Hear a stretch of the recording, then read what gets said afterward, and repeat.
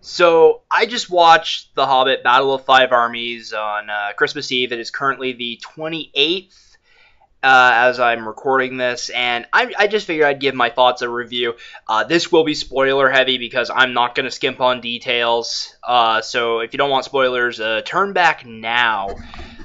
It basically begins with Smog just raining fire and death on Lake Town, and my God, to say that is, I think, probably one of the, if not the highest point in the movie is amazing. I don't think it speaks bad of it, but I don't think it speaks too well of it either. Um, and of course you got Bard breaking out of fucking jail. He climbs a watchtower. He's just pegging arrow after arrow, and you're just in there, dude, that's not gonna work. And then, of course, Bane gets the freaking black arrow to him. I mean, kudos to that fucking kid. That kid in this movie is just fucking... He's killing orcs. He's fighting with the adults. I can literally believe this kid grows up to become king of Lake Town, And, I don't remember. Did he fight in the War of the Ring in defense of Lake Town? I really don't remember. I know his son did.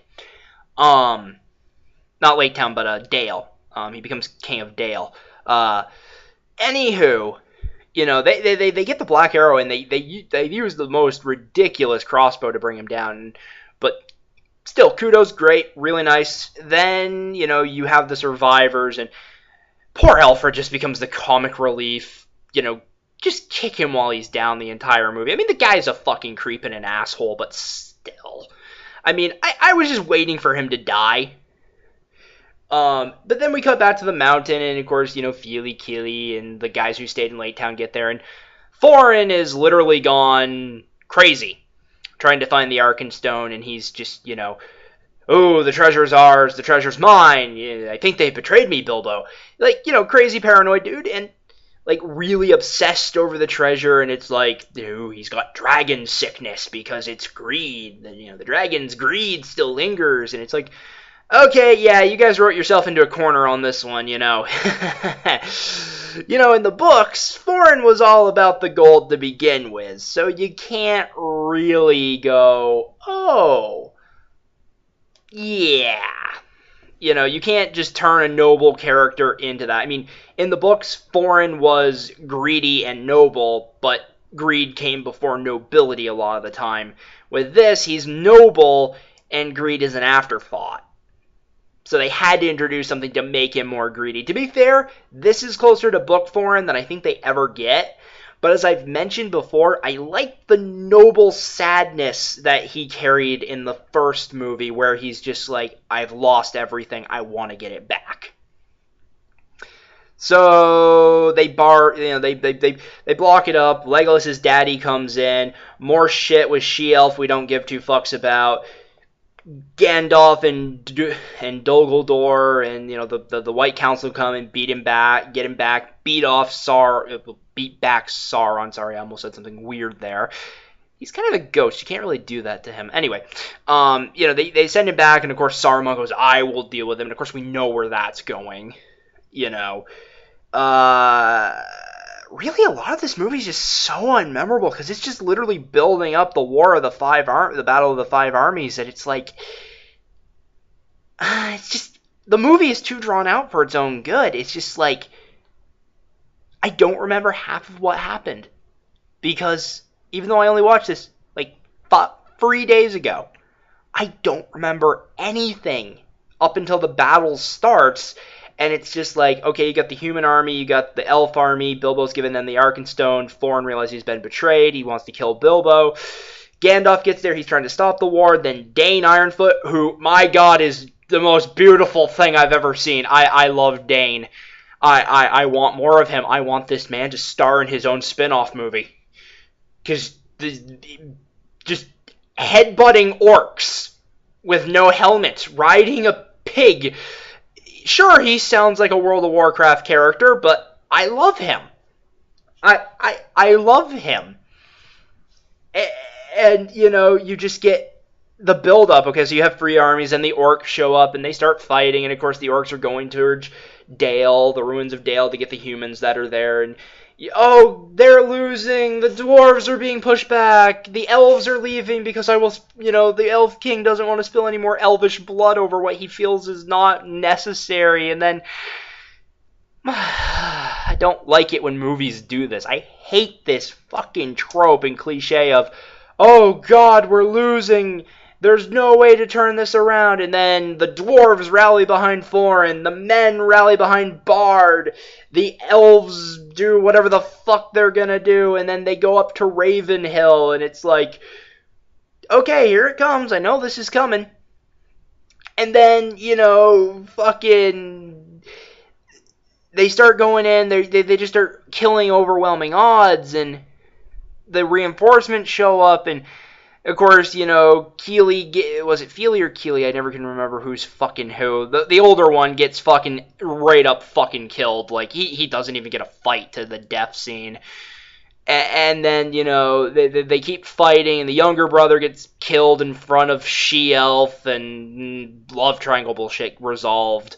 And then, Legolas is fighting Azog's son, Thorin is fighting Azog. My god, those two could take a lot of punishment. Like, it literally ends with Legolas throwing Orcrist up to, I believe that was the sword's name, up to Thorin, and then he stabs fucking what's-his-face in the head with a knife. And even then in the movie, I'm just sitting there like, okay, is this finally killing him? Is he finally dead? Did that finally put the little fucker to death? Because, I wouldn't be surprised at this point if he stands up again. But no, he falls and gets crushed by a boulder. And then the Eagles come in and they bring Bjorn or whatever his face is, and he turns into a bear. And I'm just like, oh my god, you can't even get that right. You have to have fucking Legolas, perfect elf boy, come in and kill fucking Blog or Brog or whatever the fuck his face is. You can't even have him die at least similar to how he dies in the book by having himself, by being mauled by freaking bear dude. And then, of course, Azog and Thorin have their fight. I'm like, I wanted this to be Dane. Dane should be the one to kill him, even though Dane should have killed him fucking years ago. But no, you gotta fucking... my god. Fucking Jackson fucked this up royally. I mean, I hate to call myself a Tolkien purist, because I love the original trilogy, and I love the first movie. I tolerate the second movie. But I don't think I can tolerate this one. I don't think I can enjoy it and watch it without just being bored and just, my god, how can you fuck up the Hobbit? How? How do you fuck up the Hobbit? I can understand drawing out the second movie. I can understand drawing this out, but you had one job. Have Thorin be killed by... No Azog. Have Thorin be killed by Brog, or Blog, or whatever. Then have Bear Guy maul him. How hard is that? How? I ask you. Anyway, it ends with frickin' Bilbo cradling him. Look, the Eagles are here. The Eagles. Come, the Eagles. And I do admit his passing was a very nice scene. They did that well. And of course the battle's mainly over once the Eagles arrive. They just fuck everything over. And then... we don't even, we cut back to She-Elf, and she's grieving over Dorf's dead body, and, Legolas basically says, I'm not going back, father. His father says, well, then you should go seek out a young ranger named Strider, okay? Okay. Yeah, this was 60 years ago. If I recall, Aragorn would still have been very young at this point. I mean, I know by the time of Lord of the Rings, he's like 80 years old. But even then, by the time we're introduced to him, like 60-something years have passed. I mean, he would... I don't even know how old he would be at the time of this, because I haven't looked at my chronology, but he wouldn't be that old. I mean, he would probably be 20 at best. And I don't think he would have the name Strider yet. Anyway, then he looks at She-Elf, and I will never call her by her real name because she does not exist. And she basically says, if this is love, why does it hurt? I want it to stop. And he basically says it hurts because it is real. It's very nice. I mean, she got her taste of outside world, and I don't think she liked it very much.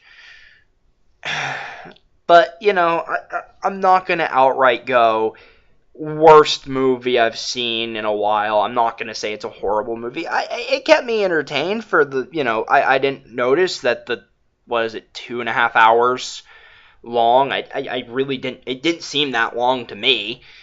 I mean, it went by pretty fast. It was an entertaining movie. It's way too drawn out. It's literally smog raining death and destruction on the city. Great.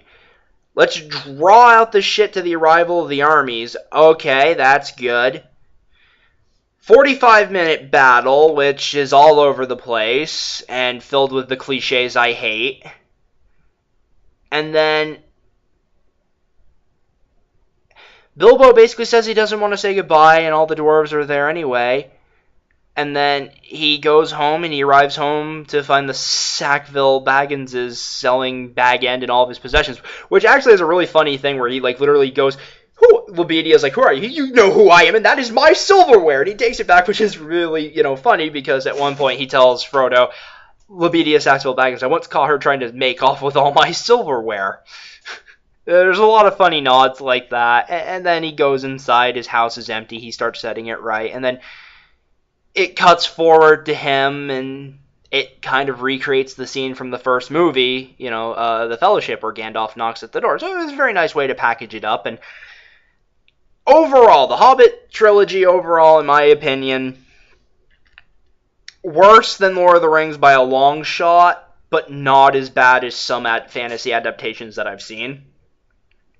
It still blows the Percy Jackson movies out of the water by what it did. It still destroys the Aragon movie. It still outdoes a few of the Harry Potter movies, in my opinion, in terms of book to movie adaptations.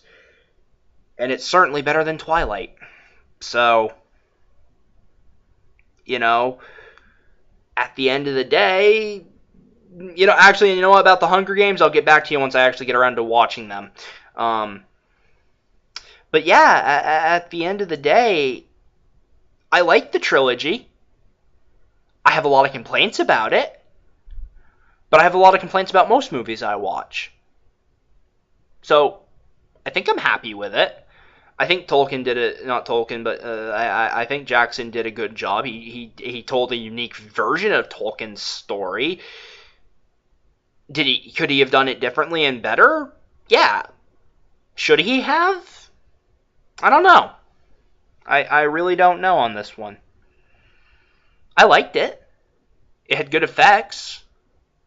Was it long, drawn out, and tedious? Yes. I can debate the pros and cons of the movie all day, but I don't think I'll ever really find the middle ground that is what it is. It's okay, I guess. Yeah, it's okay.